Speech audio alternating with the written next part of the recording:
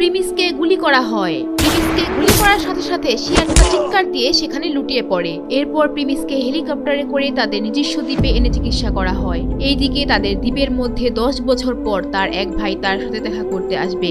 Premise তার দ্বীপের মধ্যে ঘুরছিল সমুদ্রের পাড়ে। হঠাৎ সে দেখতে পায় কতগুলো মেয়ে সেখানে একসাথে বসে আড্ডা দিচ্ছিল। জানোস, চৌধুরী গ্রুপের বড় ছেলে এই দ্বীপের মধ্যে আসছে, কিন্তু নিশান স্যার আমাদেরকে এই দ্বীপের মধ্যে কেন আসতে বললো বুঝলাম না।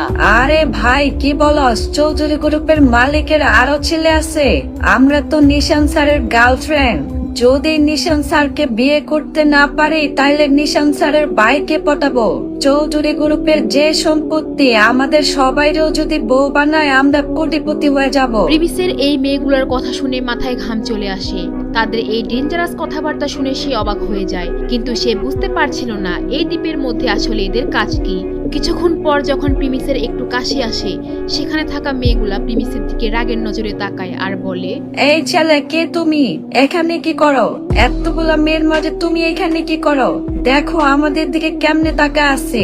বেশরম কোথাকার, শরম নাই তোর? এখান থেকে এক্ষুনি যা। প্রিমিস এইগুলা শুনে লজ্জাবোধ করে। সে তাদের কথা শোনার আগেই চলে যেত, কিন্তু কাশি দেওয়ার কারণে তার এতগুলা কথা শোনা লাগলো। প্রিমিস চাইলে তাদের কথার জবাব দিতে পারত, কিন্তু সে সেটা করেনি। এইদিকে মোহিনী নামের মেয়েটি প্রিমিসের সামনের দিকে যেতে থাকে। মেয়েটি অনেক সুন্দর ছিল। প্রিমিস যখন মেয়েটির দিকে তাকায়, সেই মেয়েটি রেগে প্রিমিসকে বলে, কিরে ফকিন্নির বাচ্চা, তোর সাহস কিভাবে হয় তুই আমার দিকে তাকাস?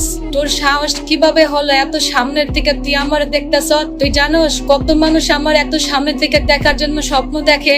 শালা গরিবের বাচ্চা কই থেকে যাইসা পড়ে। এরপর মেয়েটি প্রিমিসের সামনে দিয়ে যাওয়ার সময় হোঁচট খেয়ে পড়ে যেতে নেয়, আর প্রিমিস কোনো রকমে মেয়েটিকে ধরে ফেলে।